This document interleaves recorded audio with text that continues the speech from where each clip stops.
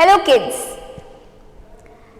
I welcome you all to yet another fun-filled and exciting class of learning grammar. Well, this is the third video on the lesson pronouns. Before we begin or dive deep into the ocean of pronouns, let's begin our lesson with a warming up exercise. So for this, I want you all to sit in a comfortable position. At my count of 1, you will breathe in, breathe out. Count of 2, breathe in, breathe out. And 3, breathe in, breathe out. Followed by this breathing exercise, you would just do quick stand up and stand down when I say you. So when I say sit down, you sit. When I say stand up, you stand up. Okay? So we will do this game for some time and then we will breathe in, breathe out again. Then we will have a clapping activity. Okay? I hope you all are ready. Alright kids. So 1. Breathe in, breathe out. 2. Breathe in, breathe out. 3. Breathe in, breathe out. Okay, that's great. Now, stand, sit, stand, sit, stand, stand, out. I'm sure you all would have missed it. So let's begin again. Stand, sit, stand, sit, stand, sit. I didn't say anything. Okay, great. Very well done. So let's continue with our breathing exercise again. Calm down and sit down in one particular place. Now, count of 1. Breathe in, breathe out. 2. Breathe in, breathe out. 3. Breathe in, breathe out. Okay, that's great. Now, we will end this warming up exercise by clapping. Well, you remember how you clap when you disperse your assembly in school? Yes? 1, 2, 3, 1, 2, 3, 1, 2, 3. Yes? So we're going to repeat this 3 times. Okay? But we are not dismissing anything. But we shall begin our lesson today. Okay? So, 1, 2, 3, start. 1, 2, 3, 1, 2, 3, 1, 2, 3. 1, 2, 3, 1, 2, 3, 1, 2, 3. 1, 2, 3, 1, 2, 3, 1, 2, 3. Great. Well, I'm happy all you energetic kids are doing really well. Kids, it's time for the special moment of the class. What is that? Well, it's yes, the pearl of wisdom. So what is the pearl of wisdom today? Well, it is that if you keep your mind concentrated in the present moment, then you will be able to do great things. And how is it possible? It is possible by breathing exercises and yoga.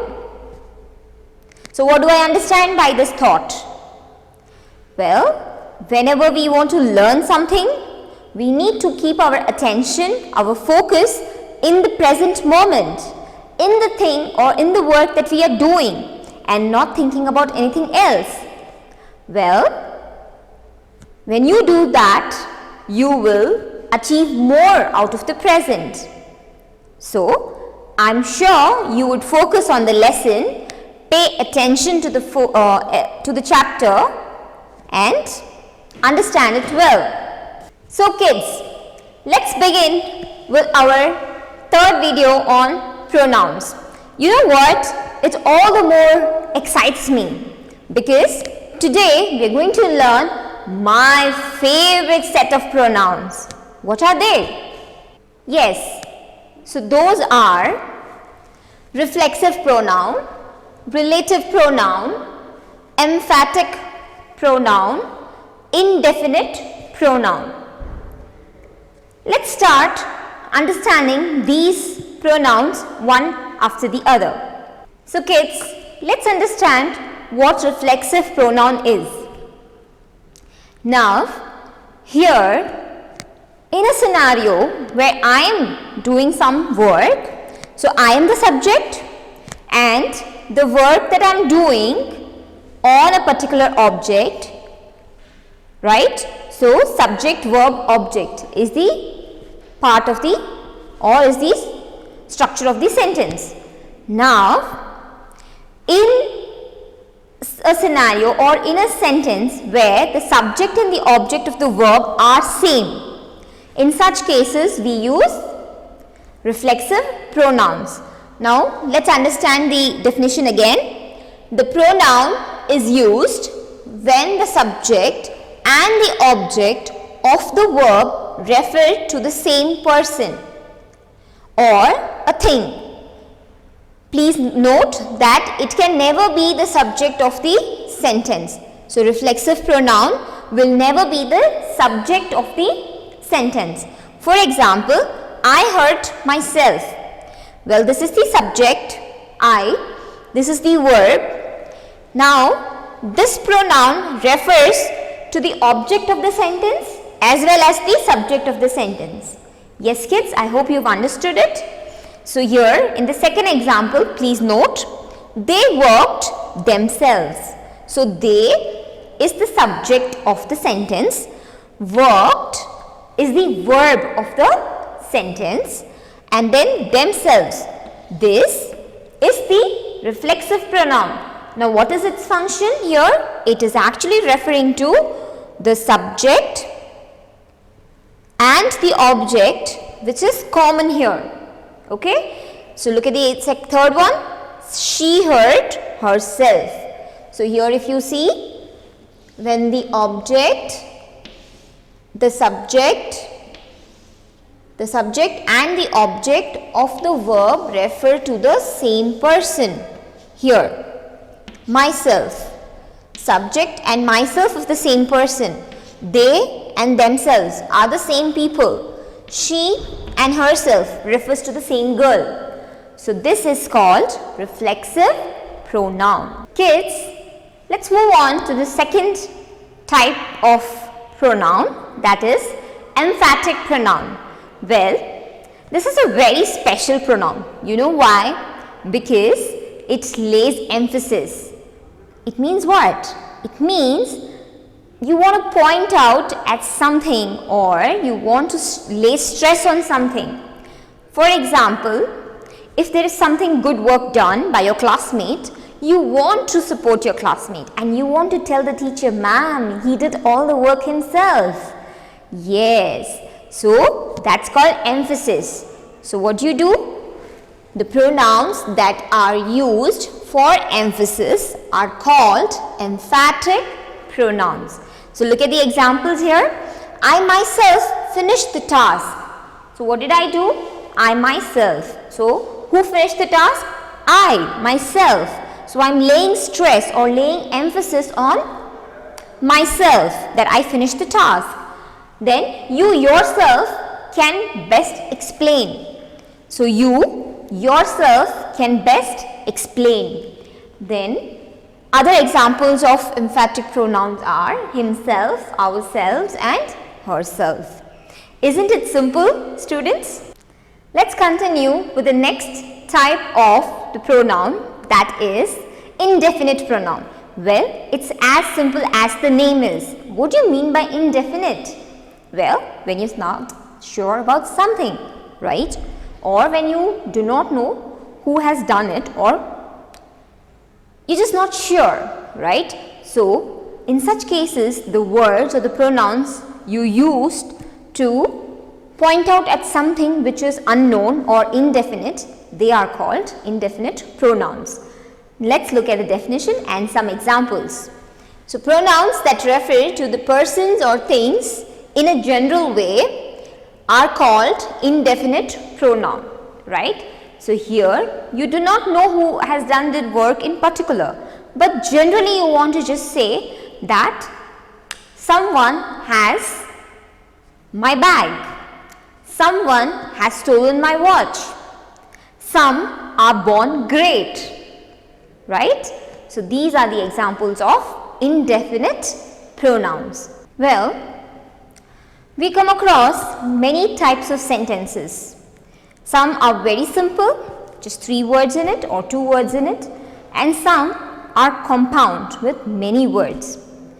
In such sentences, our relative pronoun plays an important role. So, the relative pronoun represents the noun which precedes it and acts like a conjunction in the sentence. Now, look at the examples there. Here, it is who, that, which, whose, etc. It says, I met Hari who had just returned. Now, if you look at this example, there are 2 things happening in the sentence. I met Hari, right? So, this is one part of the sentence. He had just returned. So, these 2 sentences are joined together by the pronoun who, and that's why it is acting as a conjunction, right? Because it's joining these 2 sentences. However, who is written just after the subject. So, it is the pronoun which precedes the subject here. Alright kids? Then, here is the book that you lent me. So, it says, here is the book. You lent me. These are 2 different sentences. They both are joined with that. So, now, look at the example given in your textbook, page 14. The girl stood at the door. She was waiting for her sister. Okay? The girl who stood at the door was waiting for her sister. So, if you see, these 2 different sentences have been combined, and that's why it's called relative pronoun, because it is related to the subject that we are talking about, and it is just placed close to it, just after the subject. So kids, isn't it easy? Well, let's enhance your understanding with working a few examples from your textbook, Tune into Grammar. So I would want you to take your grammar books and start exercising. Students, let's begin working on this exercise. Choose the correct pronouns. State whether it is a reflexive pronoun or an emphatic pronoun. Rishi, himself or herself or yourself, collected the tickets. So here it says Rishi, if you see, is a singular plural noun, right? So here you will obviously choose himself. You will skip herself and yourself.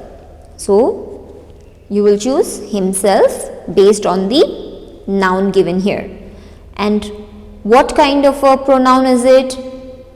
Yes, it is emphatic pronoun. It is laying emphasis on Rishi.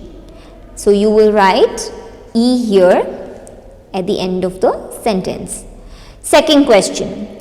Did you finish the homework? Himself, themselves or yourself? So here the subject is you. So accordingly choose the pronoun. It cannot be himself, it cannot be themselves. So it is yourself. So what is the kind of pronoun which we have chosen here? It is reflexive. So reflexive pronoun. Next, the kitten made yourself, itself or themselves comfortable on the couch. So here it says the kitten made yourself. It cannot be there. If you remember, we can recall the kinds of pronouns we learned, and with animals mostly we use it. Yes, I hope you remember, kids. So yes, we are going to choose the kitten made itself comfortable on the couch. So that is the reflexive pronoun. Now let's move to the next question. Let's meet the chairman itself, themselves, himself, the others won't be able to help. So here the chairman is plural singular, so we are going to choose himself. We are going to skip itself and themselves. And what kind of a pronoun is it? Yes, it is laying emphasis on the chairman, so it is emphatic. Next, let's paint the fence. Oneself, ourselves, themselves. So it says let's paint the fence.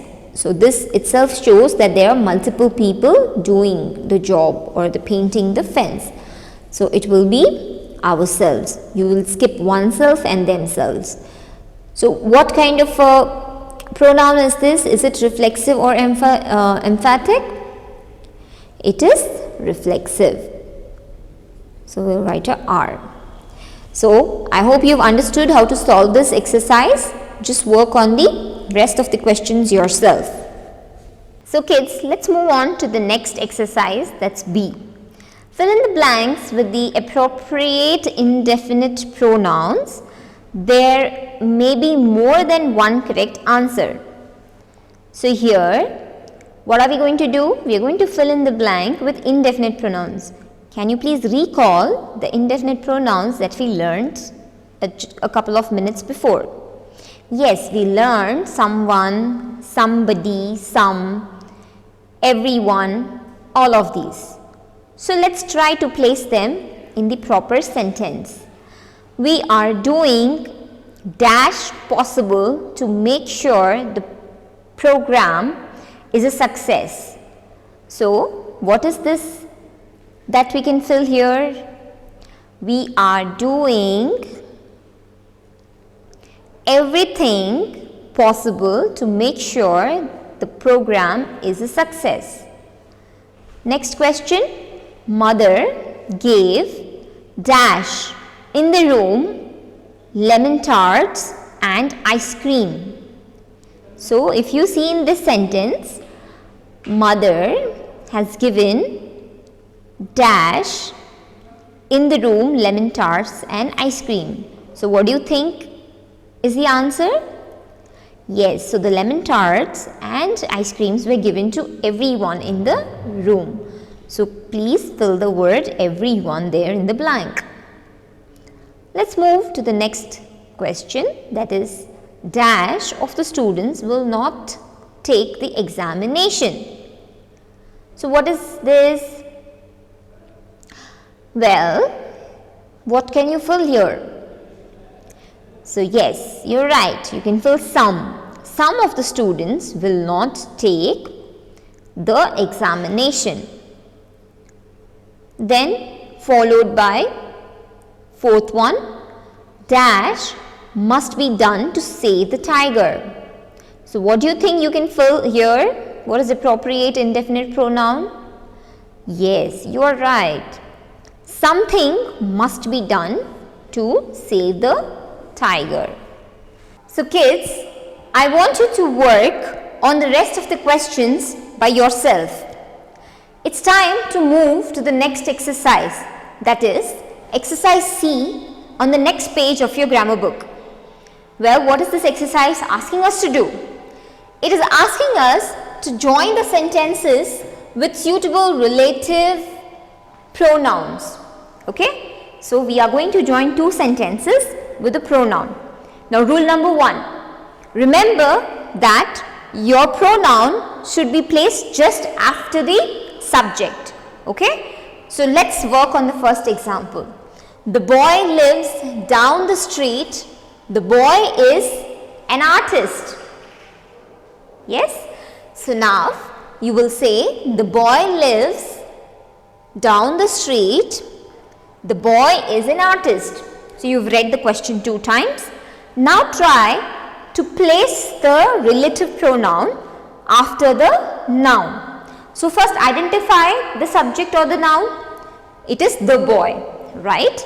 So when it is a living being like a man, person or any name of a person, then which is the relative pronoun you would use? You would use who. Okay? So here we are going to use who. So the boy will complete the answer here. The boy who lives down the street is an artist. Yes, students, isn't it simple? So the boy who. So you place the noun and the pronoun just after the noun. So this is the first rule, and the second rule is if the noun is a person, then you would use who, or at times you can also use whom, whose, right? So all these are the other examples of relative pronoun. So I complete this answer here by writing the boy who lives down the, we can just remove this, down the street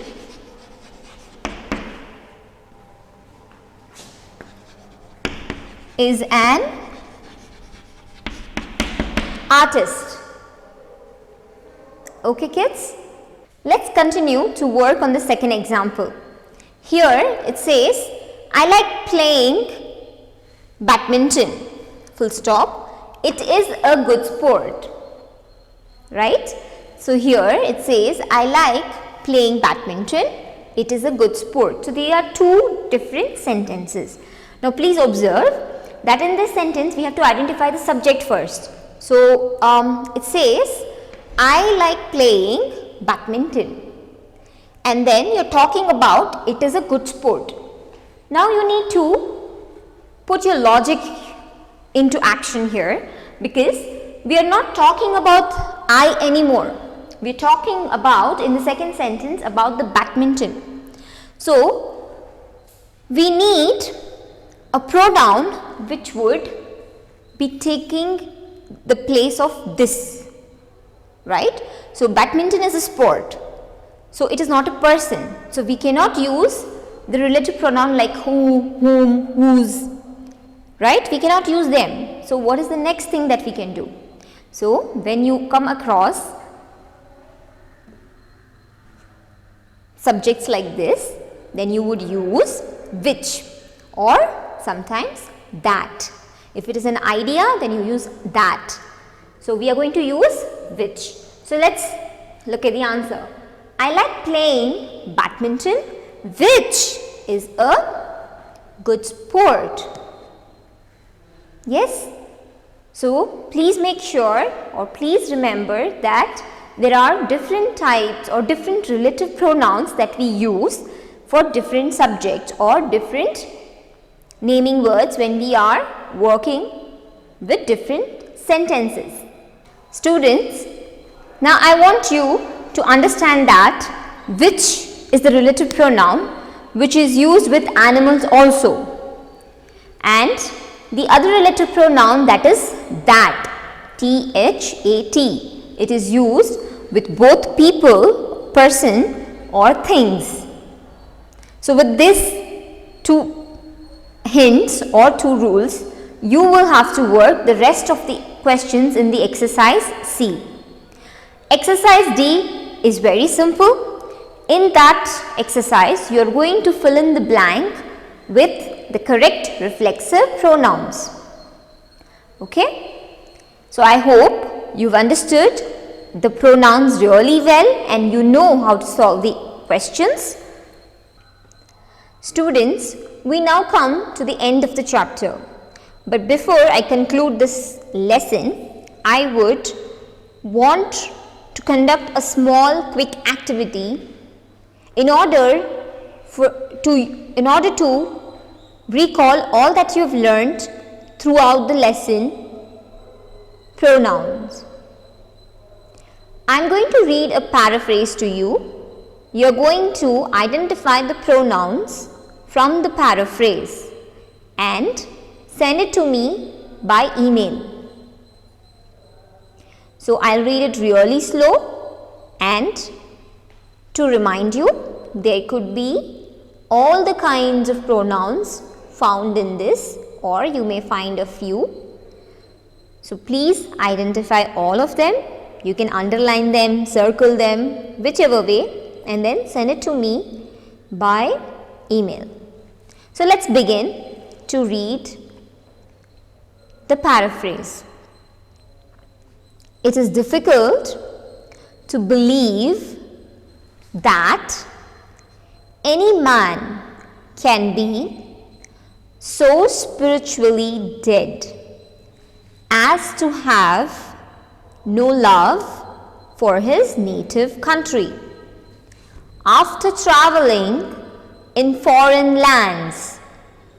But if such an unpatriotic person does exist, take careful note of his career, and you will find that he will never inspire poets to celebrate him in deathless song. He may be a man of high rank, of noble family, and of riches beyond the dreams of avarice, but these great advantages will not save him from oblivion. In spite of them all, he will win no fame during his lifetime, and when he dies, he will die in a double sense. His body will return to the dust whence it came, and his name will be forgotten. None will weep for him, none will honor him, and no poet will keep this name alive in immortal poetry. So yes, students, this is the paraphrase. I will just do the first sentence for you, and you will do the rest of it. So it is difficult to believe. It is difficult to believe that any man can be so spiritually dead as to have no love for his native country after traveling in foreign lands. Right? This activity is really simple. I hope you all have understood and enjoyed the lesson on pronouns. So with this, I leave you all back to your homes. Stay safe, stay healthy, happy learning, and bye-bye.